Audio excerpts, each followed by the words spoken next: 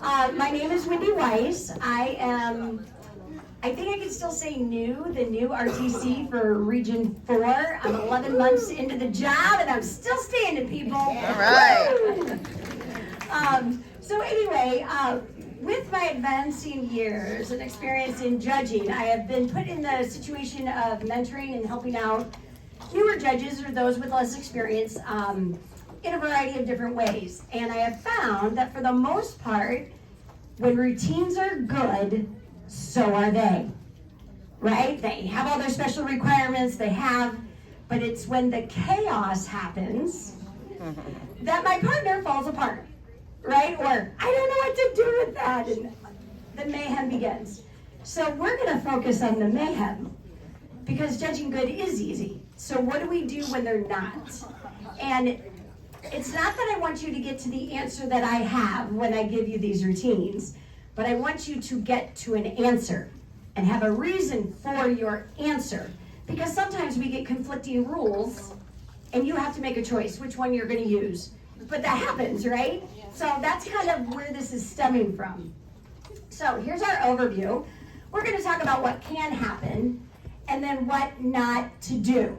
And then we're going to talk about strategies during the heat of the moment. As that routine is going on, what can we do to keep up, stay with them, not totally freak out, and then some strategies for solving the puzzle, because that's what it is, really. It's just one big logic problem.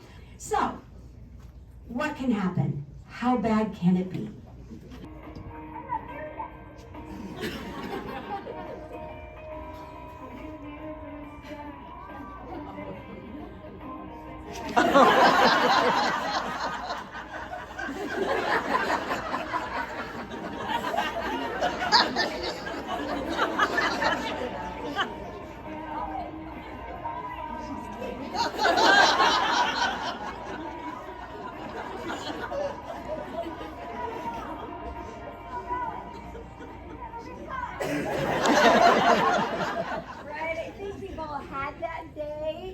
Maybe it was multiple days in a row, but that's what it feels like when you're in the chair and you're trying to do the best that you can.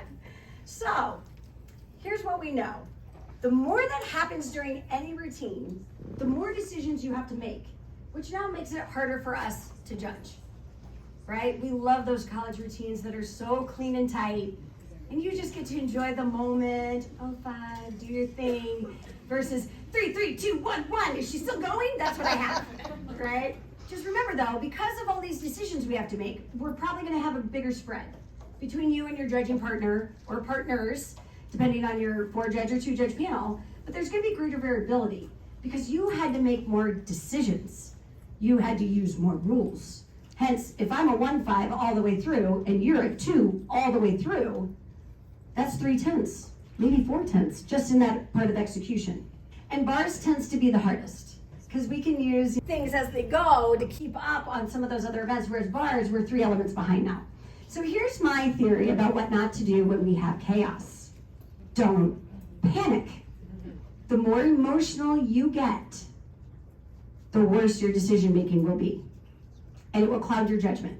And please do not use your partner as a sounding board. Do you have a dismount? I have a dismount. I didn't do the series. I didn't get that.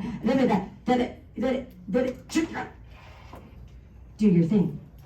And we'll talk about what your thing is. And don't feel like you have to hurry up and come up with an answer.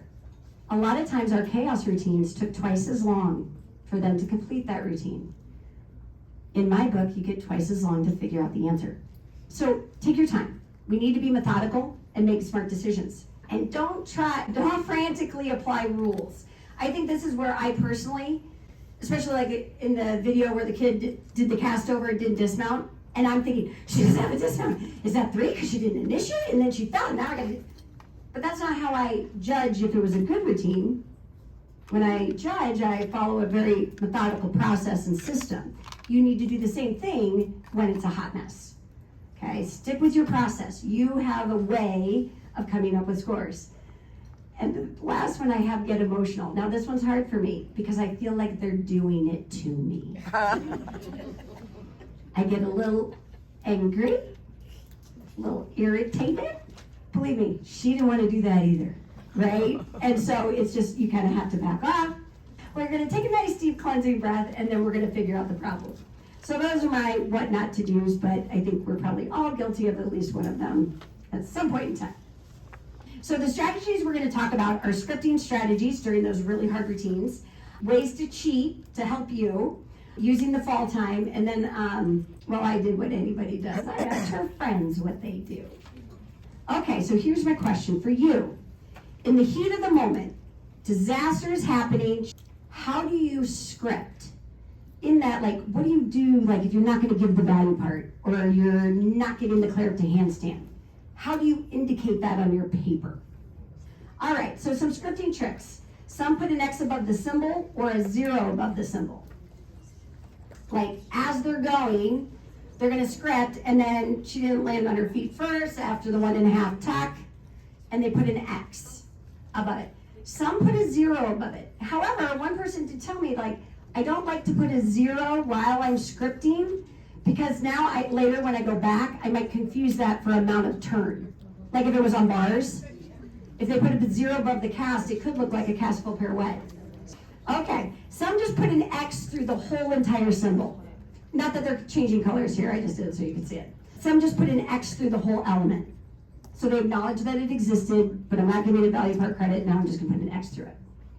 Some did a backslash or a line all the way through it as another way of indicating, right? So in this example, my guess is there's no touch. She didn't even touch the bar to get credit, so they're just gonna cross it out. Another different way. This one was new to me. One individual circles the end of the element, meaning her feet didn't land first. So I thought that was kind of an interesting way to do it. I'm gonna try this one, right? Because that might be a little cleaner on my paper versus all these extra X's and things. I don't know, but I'm gonna try it. I like that one. Some write NV or no. I'm a no girl. I'm a no. And sometimes it's really big. Yep, and then some do NVs or whatever it might be. So if you don't have a system that you're comfortable with, this might be one way to try some new tricks, right, in terms of scripting. For bars, this is pretty common. You use the tail to indicate angle, okay? Because sometimes you are going to have arms, you're going to have legs, you're going to have body position and an angle. There's just not enough time because now she's 2 elements later kind of thing. So sometimes using the tail to indicate the angle, then you can go back and insert it. Okay, let's talk about cheating. Chunk. So let's say the kid does cast a handstand on the low bar. She comes out of her clear up, and now she hits, and she drags through with bent legs, and then she does this kip. I just rate 6 on my paper. 3 for the hip, 3 for the bent knees, move on. Okay? I do find that sometimes when I'm with some newer judges, they have a hard time with chunking because they feel like it's wrong. I mean, right? They're like, but there is no 6/10 deduction, anything. I'm like, I know, but right, we got 3 and 3 and 3, right? Some people put question marks there or a big open circle, and then they go back to the circle. So we can chunk our deductions. Some indicated that if they can't script and get all the execution at the same time, then they kind of leave it blank for what the skill was and just get all the deductions down. Now there's kind of 2 schools of thought here. Some people do the opposite. They keep scripting and then later go back and insert deductions. I think both work very well. It just depends on what you're used to doing or what works better for your brain, okay? But in the end, I need a score from you. That's kind of where I operate from. So I have a tendency to rely on deductions and then insert script later, because I'm going to remember that it was a really bad Tkachev, that it wasn't, versus all of my deductions. That's just how I operate. And then at least I still have some numbers and I can get a score. But then other people do better with scripting it and then going, oh yeah, she wasn't rotated, it was insufficient height, arms, that sort of thing. So sometimes we have to forget that perfect shorthand, script in a way that tells you what happened, or script and then go back and add your execution. In a perfect world, we get it down live right at that exact moment.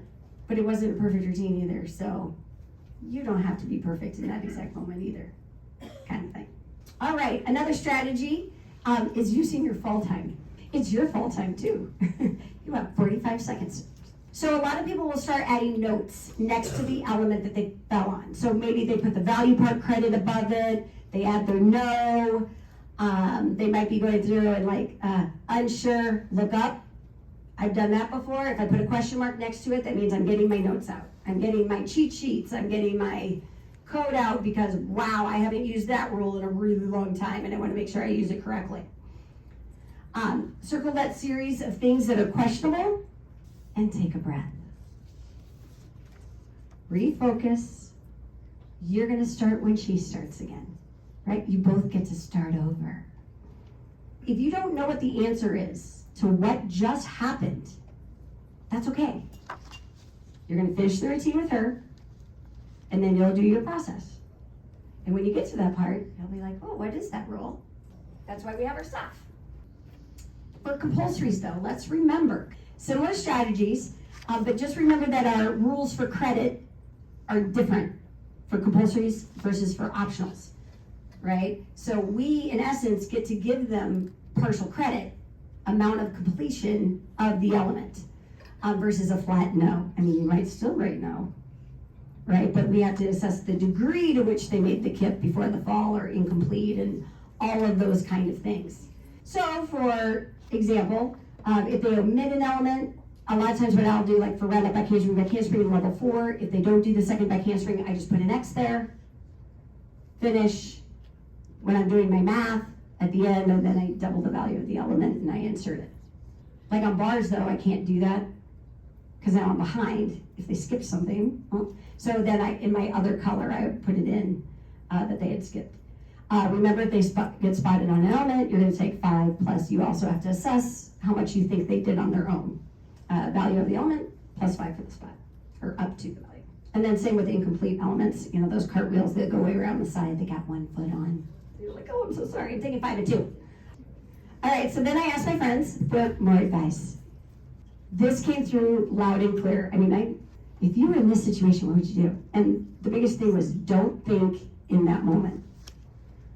Judge what you see. Get your numbers down, get your script down, make decisions and think later. Because otherwise you're bogged down. Do I give that? Do I not give that? And now we're missing the rest of things that are going on. Go with your gut about connections or whether you're getting something credit. So it should probably be more immediate. She goes, yes, no. Remember, even though we might reflect and replay it in our head, it's going to be an abstraction in comparison to reality. We will morph it. And then you're going to flip-flop 7 times, and then you have no idea if you're connecting it or not, or no idea if you're going to get credit or not, and then that now carries over for the rest of that session, because you're going to be second-guessing yourself. So make a decision. If it's a difficult decision, don't be surprised if you decide differently, you and your buddy, right? It's okay to have different star values. If you're unsure of what to do, get your deductions down, stay with that routine, and then use your process to come up with the answer. Get as much as you can down on your paper and take your time later to think through what occurred or what didn't occur, what you don't have. And if it's a routine that just throws me for a loop, I put a big circle on my paper where I can go back, fill in the gaps. If I can at least get the deductions down, then I do that much at least. Then I pray.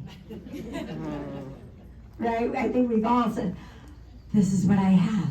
This is what I'm going with. Okay, so that's heat of the moment. As our chaos occurs, what do we do? So now she has saluted and she's leaving. What are your strategies to come up with the right answer? Now, I'm a big process girl. For anybody that has ever heard any of my lectures about judging, I will beat you upside the head about what is your process.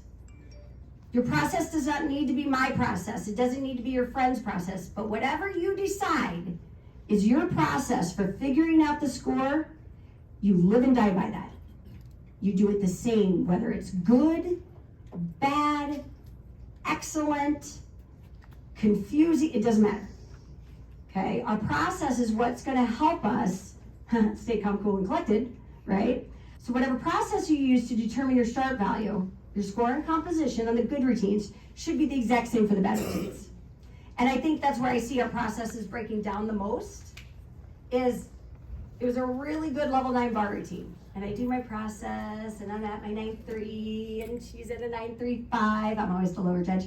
And there we go, a 9.325. And then the moment things occur, now people start jumping around. If they did value parts first on the good kid, now all of a sudden they're worried about what are the missing special requirements first on the bad kid. And then we make more mistakes because we're not following our process. We're jumping around, frantically applying rules, right? So don't deal with the unfortunate event that occurred until you're there in your process. All right, so we make way more mistakes by not using our process that we used on those good kids. All right, your gymnast just saluted. Write down quickly, what is your process to come up with a start value? What do you do? What's the first thing you do on your paper? And then the second, then the third.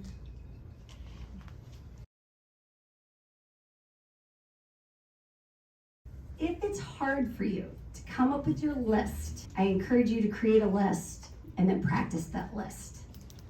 Practice those steps over and over again. So I'm going to give you an example, but this is my process for scripting. So I typically, I'll show you some pictures here in a second, but I script, and then I do my deductions vertically for that skill, right after the symbol. I know some people go sideways, okay, but I go from top to bottom, and if the kid's legs are at the highest part, then my leg deduction's at the top. Her body's in the middle, put my body position in the middle. Bend arms if they're at the bottom, I do my arms. Now, if we're talking about bars, my very highest one is always angle. Then I will go arms, legs, body, arms, or whatever it might be. That's just how I do it, okay? If they're jumping, the highest one is height, because it made sense in my brain, like, up in the air, not in the air, height, then I'll do body position, then I'll do the amount of split. And then I'll do a landing down at the bottom. So mine are just in a vertical row after each one.